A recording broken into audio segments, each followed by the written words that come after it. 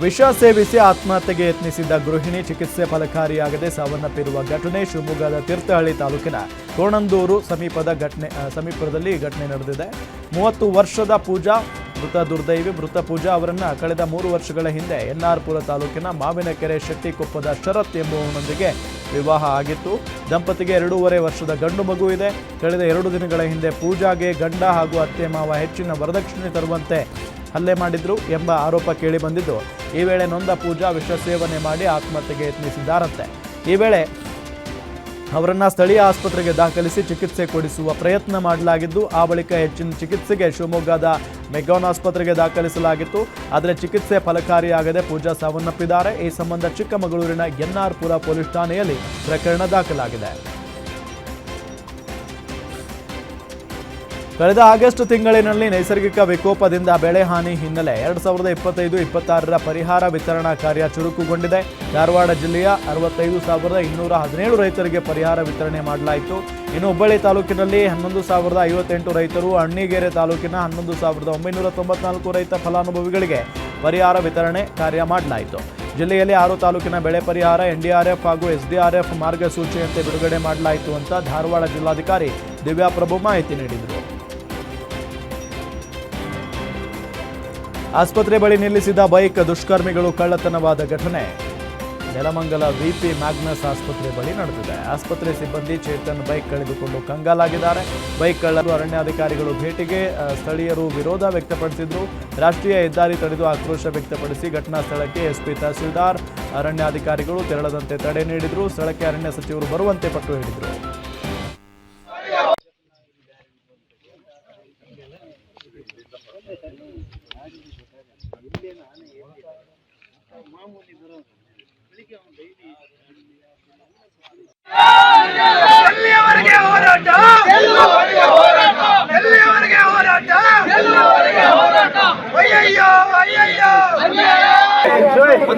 Sir, ನಮ್ಮ primary submission ಇಟ್ಟಿದ್ದೀವಿ ನಿಮ್ಮ ಹತ್ರ.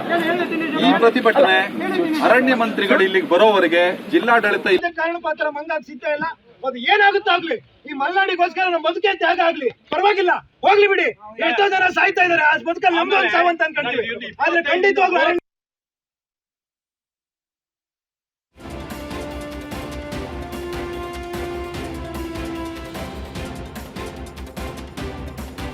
ಬಸ್ ಕೆಳಗೆ ಇದ್ದ 2 ಪುಟ್ಟ ಶ್ವಾನಗಳು ಸಾವನ್ನಪ್ಪಿದ ಘಟನೆ ರಾಯಚೂರು ಜಿಲ್ಲೆ ಸಿರವಾರ ಪಟ್ಟಣದ ಬಸ್ ನಿಲ್ದಾಣದಲ್ಲಿ ನಡೆದಿದೆ.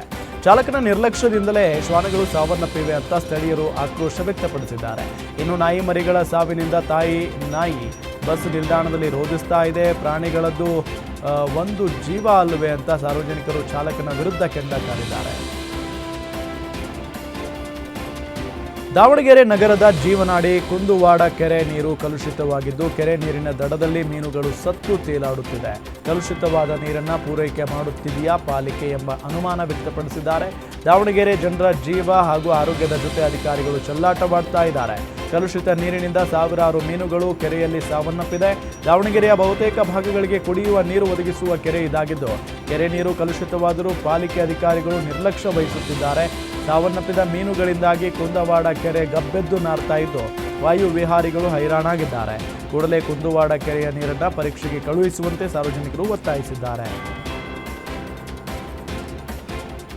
ಅಡುಗೆ ಸಿಲಿಂಡರ್ ಸ್ಫೋಟಗೊಂಡು ಮಹಿಳೆಗೆ ಗಂಭೀರ ಗಾಯವಾದ ಘಟನೆ ಕೋಲಾರ ಜಿಲ್ಲೆ ಶ್ರೀನಿವಾಸಪುರ ತಾಲೂಕಿನ ಲಕ್ಷ್ಮೀಪುರ ಗ್ರಾಮದಲ್ಲಿ ನಡೆದಿದೆ. ರಿಹಾನಾ ಎಂಬುವವರಿಗೆ ಗಂಭೀರ ಗಾಯವಾಗಿದ್ದು ಸ್ಥಳೀಯ ಆಸ್ಪತ್ರೆಗೆ ದಾಖಲು ಮಾಡಲಾಗಿತ್ತು.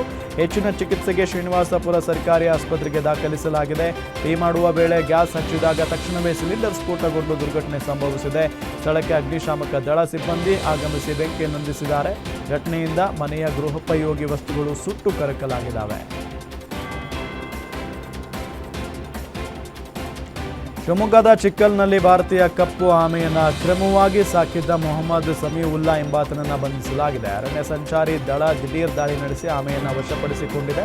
ಚಿಕ್ಕಲ್ನ ಸಿದ್ದೇಶ್ವರ ನಗರದಲ್ಲಿ ಅಕ್ರಮವಾಗಿ ಸಾಕಿದ್ದ ಭಾರತೀಯ ಕಪ್ಪು ಆಮೆಯನ್ನು ರಕ್ಷಣೆ ಮಾಡಲಾಗಿದೆ. ಅಕ್ರಮವಾಗಿ ಕಪ್ಪು ಆಮೆಯನ್ನು ಸಂಗ್ರಹಿಸಿಟ್ಟುಕೊಂಡಿದ್ದಾರೆ ಅಂತ ಖಚಿತ ಮಾಹಿತಿಯನ್ನು ಆಧರಿಸಿ ಅರಣ್ಯ ಸಂಚಾರಿ ದಳ ಸಾಗರದ PSI ಕೆ ವಿನಾಯಕ್ ನೇತೃತ್ವದಲ್ಲಿ ಸಿಬ್ಬಂದಿ ದಿಢೀರ್ ದಾಳಿ ನಡೆಸಿ ವನ್ಯಜೀವಿ ಸಂರಕ್ಷಣಾ ಕಾಯ್ದೆ ಅಡಿ ಪ್ರಕರಣ ದಾಖಲಿಸಲಾಗಿದ್ದು ಕಾನೂನು ಕ್ರಮ ಕೈಗೊಳ್ಳಲಾಗಿದೆ.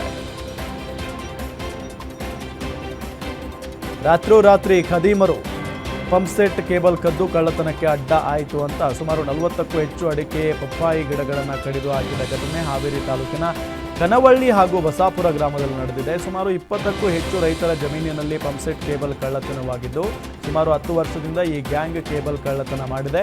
ಕಳ್ಳತನಕ್ಕೆ ಬಂದು 1 ಲಕ್ಷ ಮೌಲ್ಯದ ಕೇಬಲ್ ಹಾಗೂ ಗಿಡಗಳು ನಾಶವಾಗಿದ್ದಾವೆ. ಕೇಬಲ್ ಕಳ್ಳರ ಕಾಟಕ್ಕೆ ಬೇಸತ್ತ ರೈತರು ಇದು ಬೀಟ್ ಪೊಲೀಸರ ಕರ್ತವ್ಯ ಲೋಪ ಅಂತ ಆಕ್ರೋಶ ವ್ಯಕ್ತಪಡಿಸಿದ್ದಾರೆ.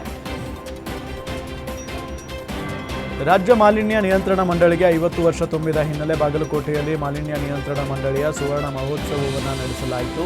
ತೋಟಗಾರಿಕಾ ವಿಶ್ವವಿದ್ಯಾಲಯದ ಪಕ್ಕದ ಬೃಹತ್ ವೇದಿಕೆಯಲ್ಲಿ ಕಾರ್ಯಕ್ರಮ ಏರ್ಪಡಿಸಲಾಗಿತ್ತು. ಕಾರ್ಯಕ್ರಮದಲ್ಲಿ ಡೊಳ್ಳು ಕುಣಿತ ಗಮನ ಸೆಳೆಯಿತು. ಮಾಲಿನ್ಯ ನಿಯಂತ್ರಣ ಮಂಡಳಿ ಅಧ್ಯಕ್ಷ ನರೇಂದ್ರ ಸ್ವಾಮಿ ಅಧ್ಯಕ್ಷತೆಯಲ್ಲಿ ನಡೆದ ಕಾರ್ಯಕ್ರಮದಲ್ಲಿ ಶಾಲಾ ಕಾಲೇಜು ವಿದ್ಯಾರ್ಥಿಗಳು, ಪೌರ ಕಾರ್ಮಿಕರು ಭಾಗವಹಿಸಿದರು.